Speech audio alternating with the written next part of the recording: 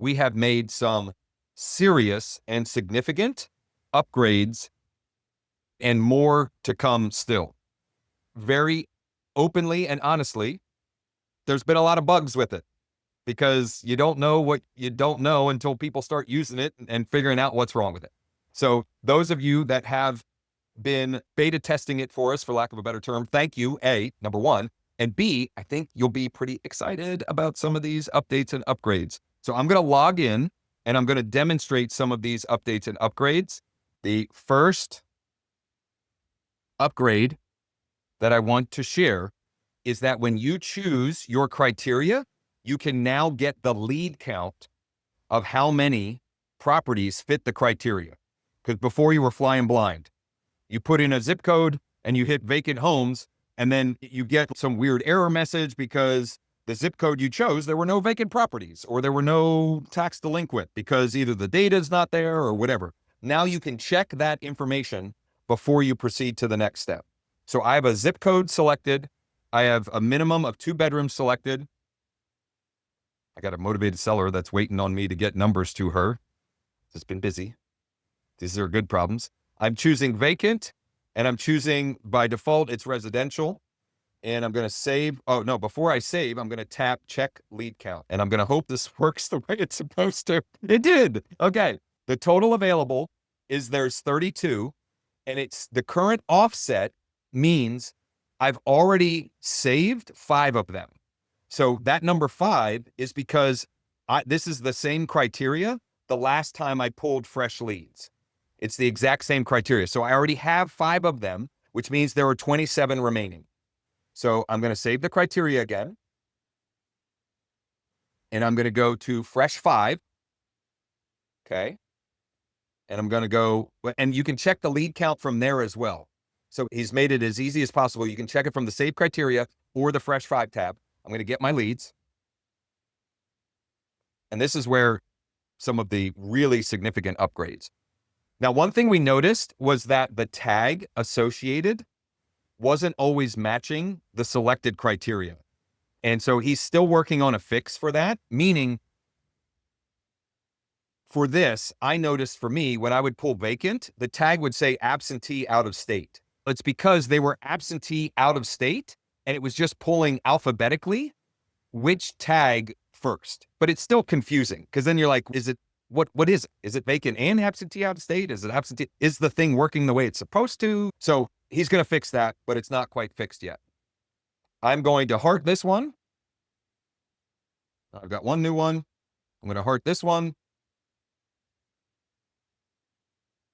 Heart this one. I'm going to do heart all my 5 here. Heart and heart. Okay. Now I can get more leads. Sean's working on that, or I can view my saved leads. Look at this. We've made it even easier to start the communication channel with them. And not only that, is he's built out an activity dashboard so that it's not a once and done thing. It's not a one night stand with these folks. So we're building it out so that you can do multiple touches with them to get response. Because let's face it, there's only a certain amount that will respond to the initial outreach. David Glogger, who's normally here, but I don't see him here. Maybe he is here and I just don't see him in feed. I'm here. He actually, oh, beautiful. He had his first conversation with a Swipe4Leads lead yesterday. And we were communicating this morning. And David, if I didn't reply to your last, it's because I was probably headed right into the ortho appointment or something. So I'll go back and look at our text. You didn't. So just that one more. That'd be great. Okay. I'll close the loop on that. And actually, time permitting at the end, I might just share all of that because I think it would be helpful for everyone here. I think I'll do that at the end. And I have a nice buffer here. So normally I try to keep these to an hour, but I have a longer block of time and certainly don't want to hold people hostage. But if you want to hang out longer, we'll be able to make that happen. Back to the point here. Now for each card, there are multiple touches and you can go to the activity feed for each lead. And so today the activity is to email. Tomorrow it's to text. The next day it's a follow-up email. Just making sure you got mine.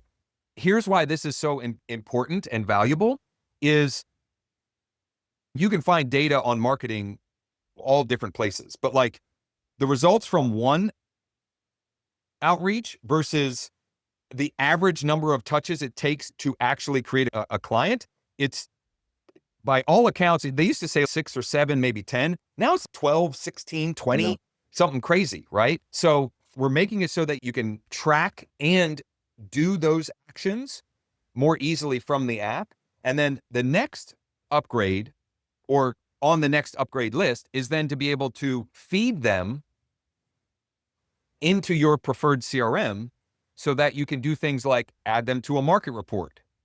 You could even set them up with a search alert that are similar properties to theirs. So you can increase those touch points to increase the possibility of turning that person from cold contact to warm client and hopefully closed commission. So right here, I can now tap send, bada bing. And Sean fixed it so that it's just first name, so you don't have to delete the full name. Nice. For Sean, RE, North 5th Street. Would you consider selling your property at North 5th Street? And there must not be a street number for this. Let me see.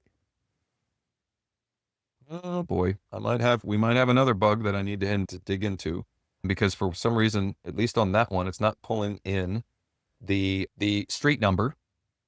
You never know when you go live doing this stuff, but I'll have him check that out. But I can send it right here. So I just tap and I send. And then I just will work through my feed here to do these initial outreaches. So that would just be I was scrolling through all of my leads. That would end here. So it's just my fresh 5 leads.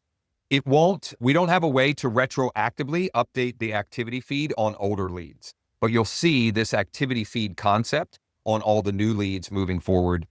There's a 7-day free trial with Swipe4Leads.com, and you can choose 5 new leads a day or 10 new leads a day. You can choose whatever criteria, etc. Please continue to kick the tires and share what works, what doesn't work, where we can improve it. This is the first time Sean and myself are building anything. I'm just providing him with feedback and ideas, etc. But building something like this from scratch is no small undertaking. And the more feedback we have from the market, the better we can make it for all. And we tried to price it at a point where, even those of you that are helping us beta test, it's a small drop in the bucket, all things considered. Anyway, I can get off topic so quickly and easily. David. So I texted David this morning. Thanks for sharing yesterday about your first combo with a Swipe4Leads lead. What list did that come from? Because I've had a lot of agents either before starting their trial or once on the trial ask me, do you have a recommended lead list to start with? And that had me curious about that. He said the criteria for the list was, and I'm not going to give the exact criteria. Actually, he didn't give much information, so I'll share it. It was 100 to 500 and tax default. So the lead list, the most important thing to me was the lead list was tax default. What's interesting is the guy lives in Missouri, so he's an absentee out-of-state owner. Okay, absentee out-of-state owner, but he was on the tax default list. Okay, the takeaway there is they could be on multiple lists, right? So he's an absentee out-of-state owner. He's tax default. It could have been vacant. It's not, but it could have been vacant. It could be pre-foreclosure. Like it could fall on multiple lead lists or buckets. What's interesting is the guy lives in Missouri. In the home that I was calling out or reaching out is where I'm from. So it was, again, absentee owned, out of state. Automation took over, yada, yada, yada. So basically David asked, would you consider an offer on it? He said, what do you think it could sell for? As I've got a tenant in it. I'm actually dealing with one of these right now. I have an appointment today at 2:45 where very motivated seller. He has real pain. He needs cash and it's tenant owned. And there's a disconnect between what he thinks he can sell it for with the tenant and the fact that like he needs the money fast. Like he needs it, but he's not come to grips with, okay, you either have to get her out or you have to take less than what number you have in your brain, Mr. Moran. His last name is Moran. Anyway, man, off topic again. Not really. He said, what do you think it'd sell for? That was yesterday. So I'm going to do the work to get him a value and potential offers. I have a question about that. You use a Google Doc and you put in 3 to 5 different valuation sources. I suppose the best way to say it, I know you use Remine, RPR, and I'm not sure the other. Could you give me a little bit of information about what other sources you put in the Google Doc. And do you send that over for the person to look at? Is that how you do it or how it works? So I've shared a couple of times on my lives this morning, and there is a standalone video on the Josh Shanley Coaching YouTube channel so when I have an interaction like this, I create a Google Drive folder. I create a folder in Google Drive. I name it the address, and then I go compile information and data, and I put a bunch of things in that. It's usually anywhere from 6 to 8 different PDF documents, some of which are like, one of them is a PDF with basically case studies of homes I've sold. So it's just a single page MLS sheet, and using my phone. So I actually sent the PDF to my phone, and I use the drawing feature on my phone, and I'll show one of these in a minute. But I circle the starting price, the days on market, and the sold price, right? So I'm like drawing their attention. Hey, this is what we started at, this is what we sold it for, and this is how many days it took us to sell it. So that's one of the things I put in there. I put in there, there's one page from, I think it's from, what is that thing called in Bold Trail? There's like a presentation tool in Bold Trail. I can't remember what it's called, but there's a pricing strategy sheet on there that it's like the science of pricing. And it basically puts in black and white, if we overprice it, this is the percentage of buyers we can expect to see our property. And if we price it here and here, and I'll show all of this in a minute, but So Josh, that document is in Bold Trail. I've seen that picture of that. Yeah, it's in, what do they call the presentation thing? I forget what the tool is called. I'll show it in a minute. So I put that in. I have a checklist that the photography company that I use has to prep it for photos. And then the most important things that I put in there, and they're as much for me as it is for them, is I have multiple different AVM tools that I use, and then I will go and find comps directly in the MLS. And in doing that, I can then I can have an educated, knowledgeable conversation with them, right? Just simply doing the work of that, I then can point out, okay, we got these comps, we got these automated value models. I learn about the property, and I can share that folder with them at some point. I don't want to share it with them without context, right? If I just send them that folder, like, they're going to have no idea what the hell this is, right? It's just, okay, what is it? What does any of this mean?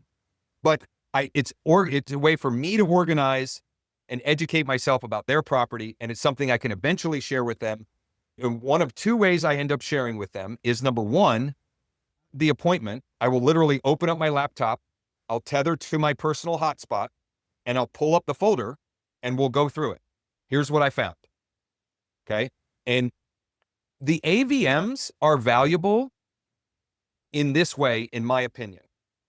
Okay. They're what a computer thinks the property is worth. And some people have, sometimes they're wildly inaccurate. B, sometimes people have a problem with those numbers.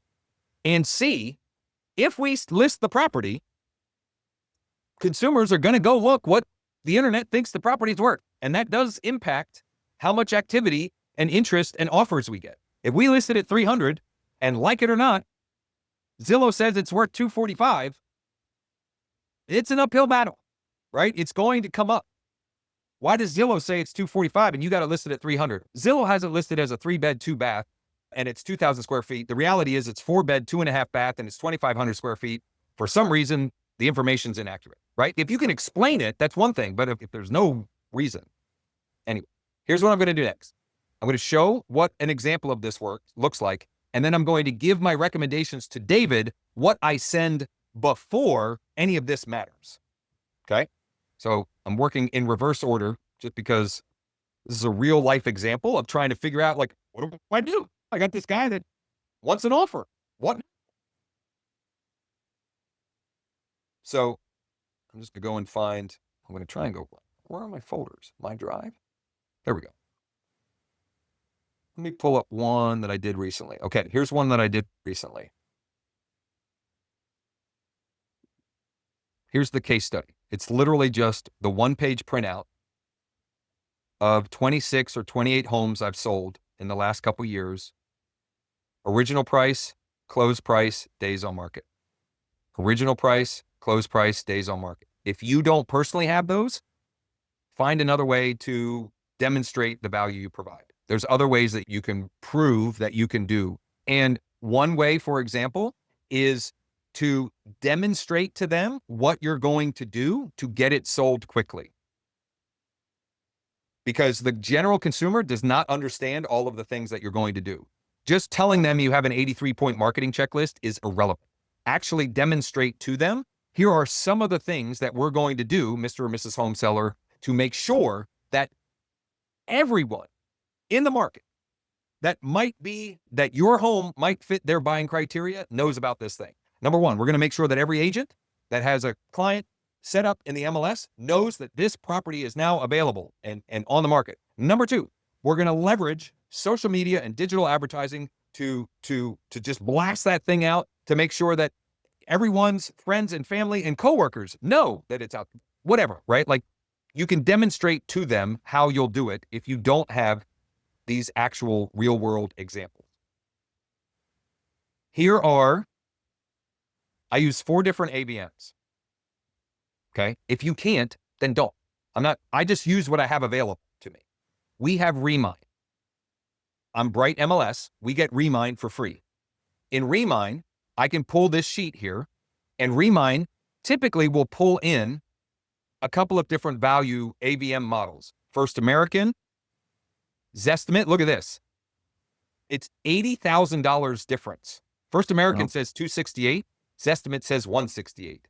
First American has better data on what the house actually is than the Zestimate, because the value is, I would say, at least 268, maybe 275.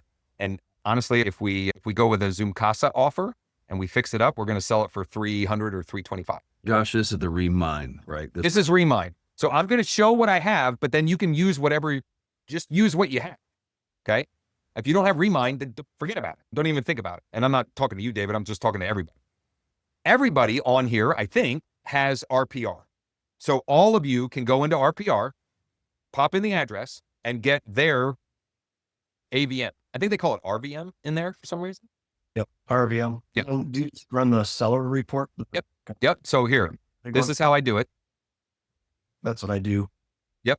I go in here. I'll pull this one up. So I pull up an address, I go create report, I go seller template, I put the name of the seller, hit continue. It takes a minute to populate.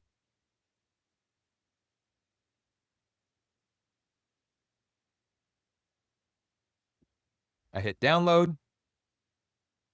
What I typically do is I then print it to PDF because it puts like ads at the back of it, and I don't want the ads there. So I usually end up like lopping off the last page or two because it's ads.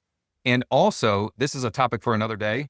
We're already at 12:16. This is a topic for another day, but you can put in your own custom sheets here. So I've put in some of my own info in between it. You can add those in there, and you can just, if you don't know how to do that, FIO, figure it out, or GST, Google that shit, or GTS. My son's academic advisor at Louisville, she said that's her favorite phrase, and she's going to get t-shirts that say it, that just say GTS. Google that shit. Stop asking me stuff that you can just Google. Anyway, I hit print, and I'll go custom, because if I print like this last page, I guess they got to pay the bills or whatever, and it's away from, I don't need that last page. It's just nonsense. So I would go, I want to save 1 through 12. I have destination save as PDF. I hit save, and then I've got my report. Okay. I'm not going to actually export that, but all of you have that. Most of you, I think most of you, or all of you. I will also pull a CMA from PropStream, which again, I know you have to pay for it. Many of you are using that as a tool, thanks to my recommendation or the recommendation of others. If you're not, growwithjosh.com/PS, free trial. And when you use that link, I can get you marketing credits as well. Okay. But it just pulls up, this is the report from PropStream. And PropStream thinks it's worth, where's the AVM? That's the average sale price, but where's the, oh, wow, that's even lower than Google. And it's also wrong. Yeah, see, here's why. It says 3-bed, 1-bath, 1,840 square feet. I've walked this house. It's 5-bed, 2 full bath, and it might be 2,500 square feet. It's way into the 2000s, right? So these are a good starting point, but you got to get in person. And when people get mad because they're way off, that's a reason. Hey, James, look, I totally get it. Let me pop by so I can verify the information and I can get you what the real number is, right? So use that to your advantage, not to your detriment. What else do I use? Oh, I have House Canary through UWM, which is a wholesale lender. It's like the #1 wholesale lender that we use at Nexa Mortgage. And you can buy it as a real estate agent. I have it for free, so I use that too. This is the house. Yeah, this is a House Canary report. They're very good. Like, very good in the sense that it's like very detailed and visual. They're cool reports. I'm not suggesting you go sign up for it. I get it for free. Use what you have. And then lastly, I pull actual MLS comps, which quite honestly, that's going to be most relevant. And so I use the AVMs to give them an idea.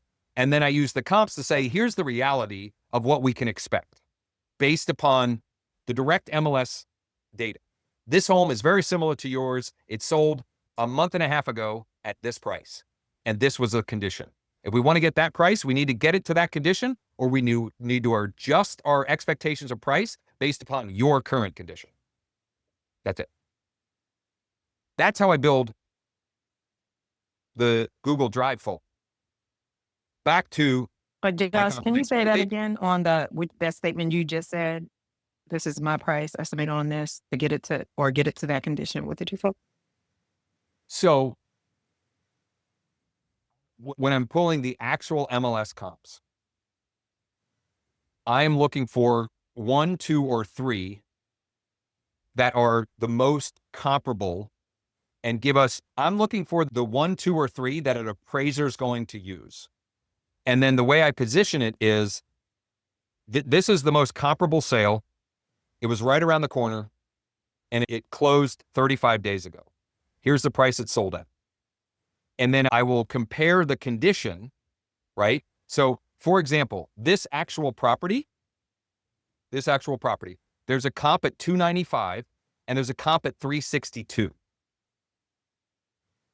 If we want to get anywhere near the 362, we got to do full reno, right? So then I use that as positioning. Look, if that's where you're shooting for, we need to make it look like this one.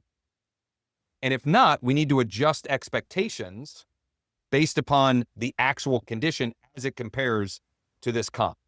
Because that's the thing that you'll often fight in AVMs or comps is, and so for the appointment I have at 245, the guy's Zillow says it's worth 214. And I've even had this conversation now twice with Jim. I said, Jim, that's based upon like turnkey, HGTV, Pinterest, top of the market. You've had a tenant in there for 12 years. There's no way we're talking that we're apples and oranges. It's not the same thing. That's a conversation. The more sellers you talk to and the more they're pointing to, because I always ask, the first thing I ask a motivated seller lead, how much are you looking to get for it? Okay. And how'd you get to that number?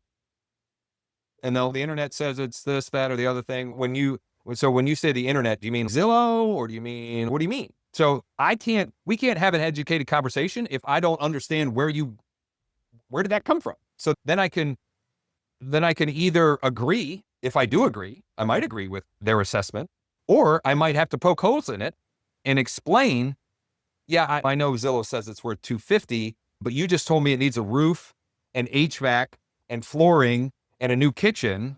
So we got to take that 250 number. We got to subtract all of that out and an extra buffer. Because if we're thinking about selling this to an investor, they're going to want to make some money. They were not nonprofit organizations. So we can have this level of conversation. I hope this is helpful because I get on just the tangents, but not really. They're related. That's great.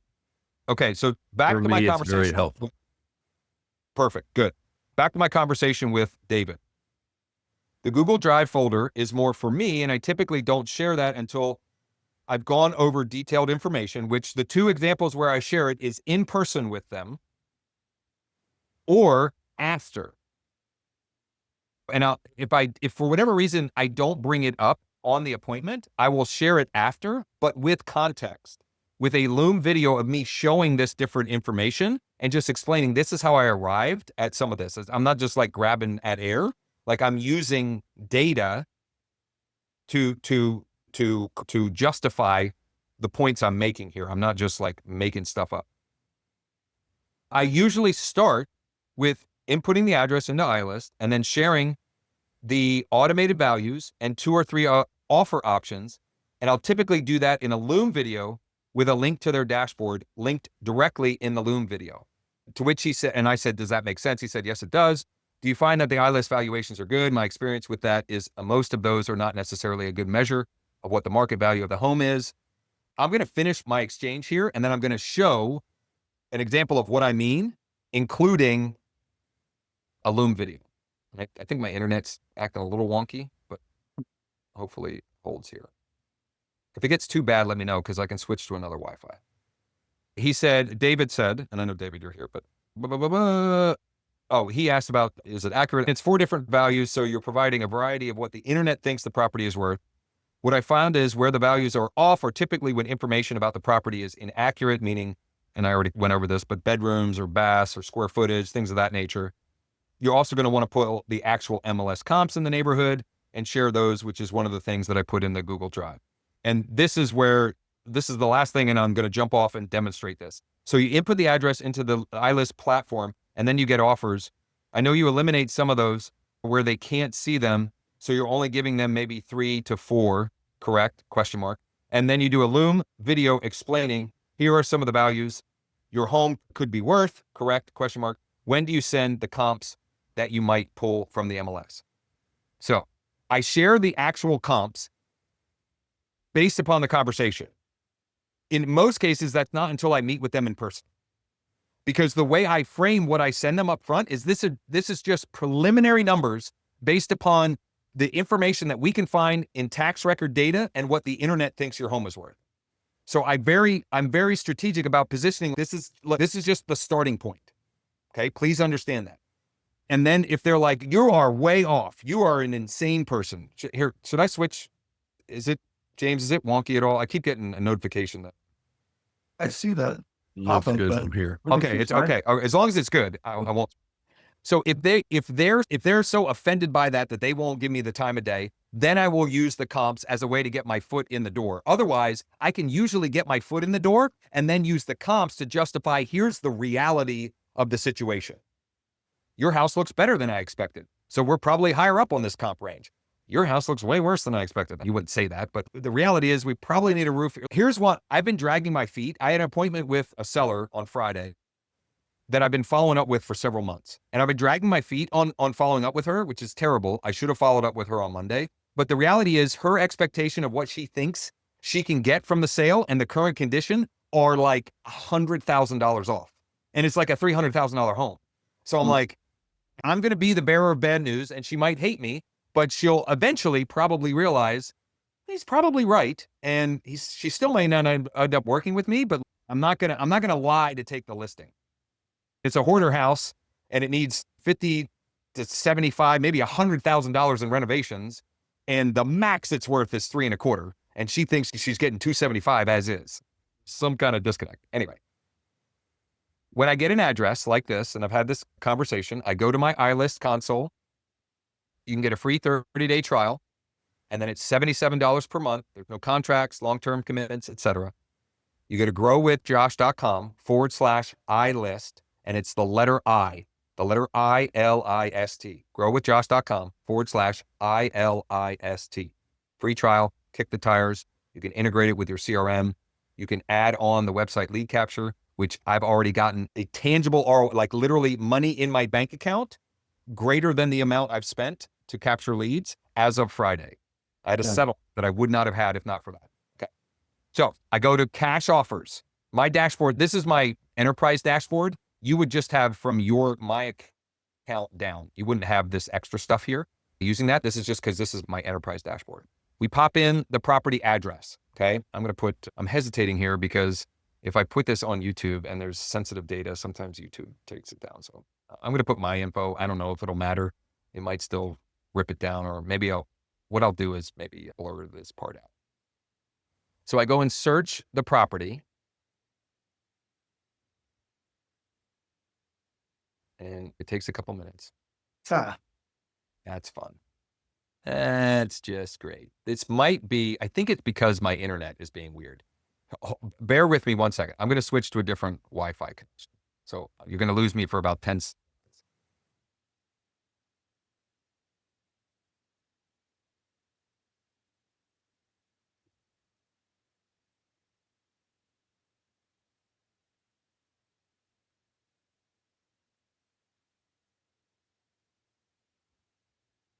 James is frozen now, so maybe I'm not back. James, can you hear me? Can you see me? Am I good? Yeah, I'm good. Okay. All right, let's try this again.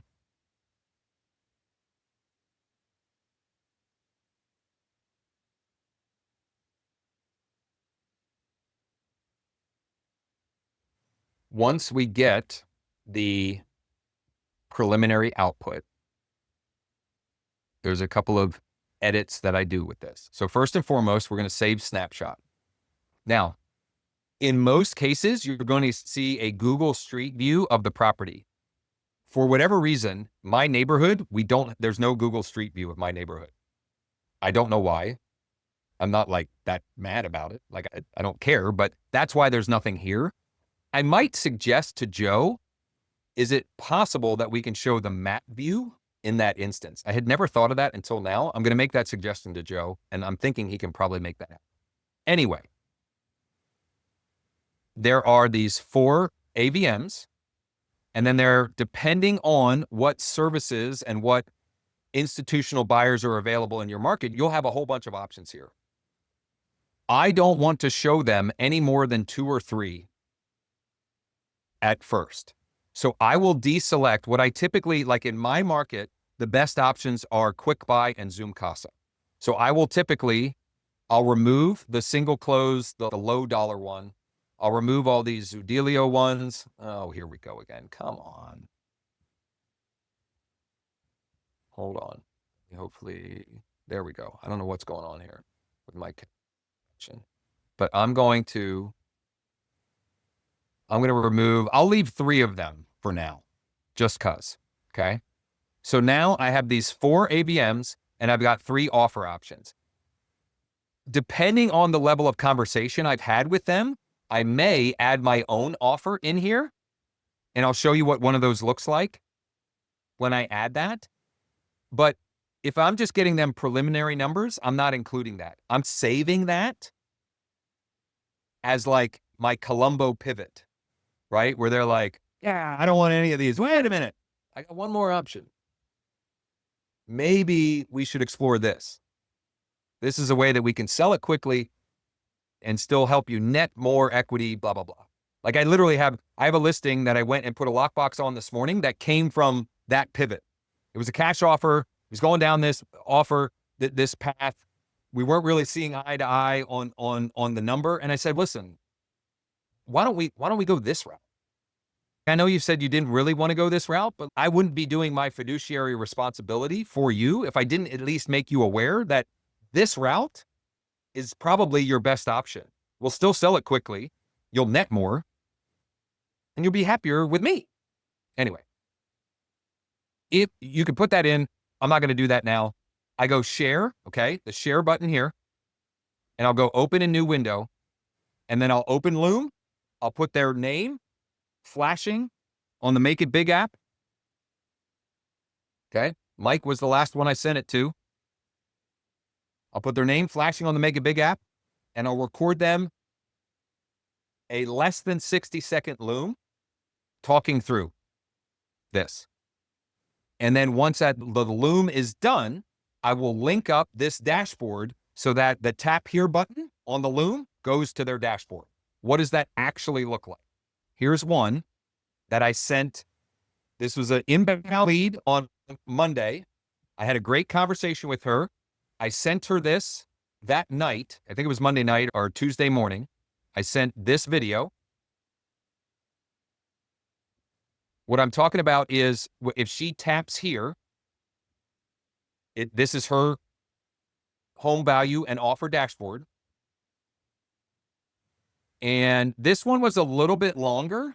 Like typically I would say you got to keep it under 60 seconds. I was okay with this one going longer because I had a very detailed conversation with her. We were on the phone for 25, 30 minutes. How do you create the tap here button, Josh? What's that? How did you create the tap here button? It's just right in Loom. Okay. Yeah. If you go to edit, Yeah. so if you go to edit, okay, I got to move the Zoom. If you go to edit and you go edit link, the button text, you can make it whatever you want. I have mine set default to tap here.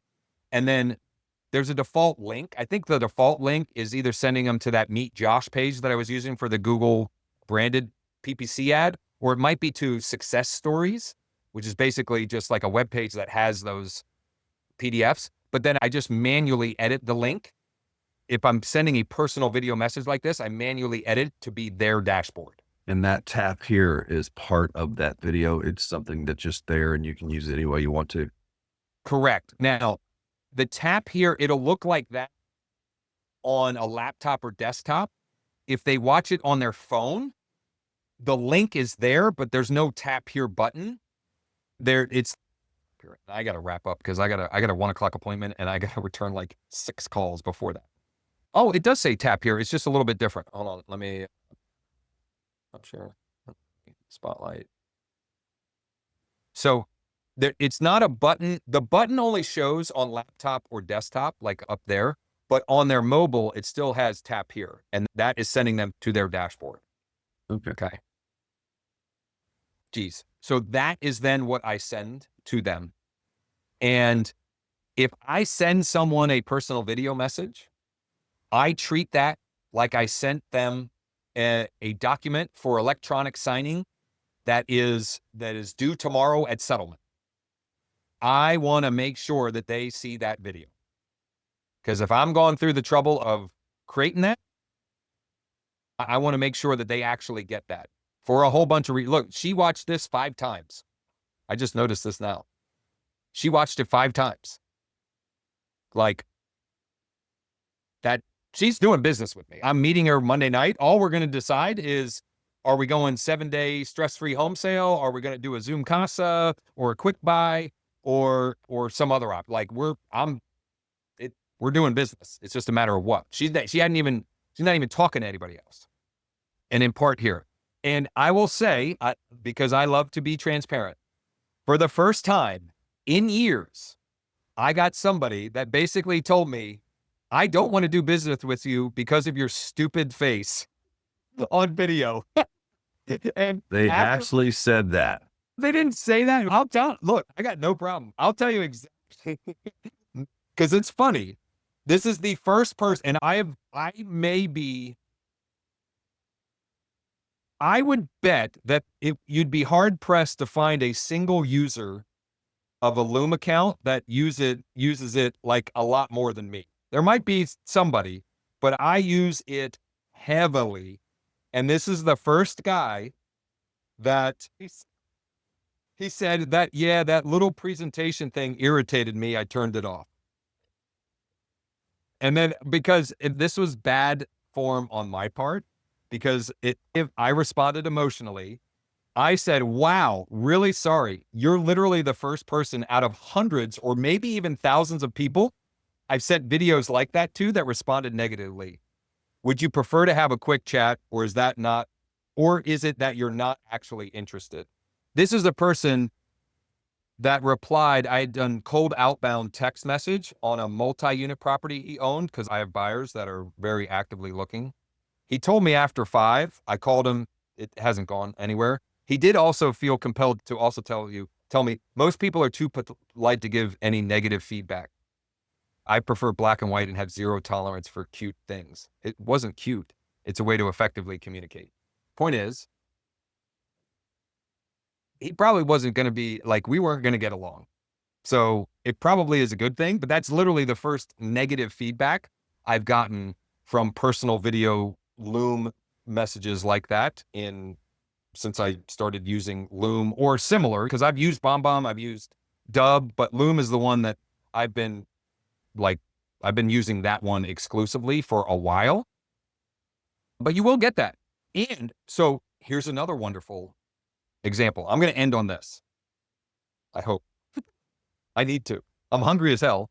And I got a 1 o'clock appointment. And I'll have to mark this explicit. I've sworn. I swore a couple times in this episode. I sent cold outbound. Okay. Cold outbound text. Would you consider selling your vacant land at this address to a private client of mine? He replies. We have a little exchange. I think he called me first. He got the message. He called.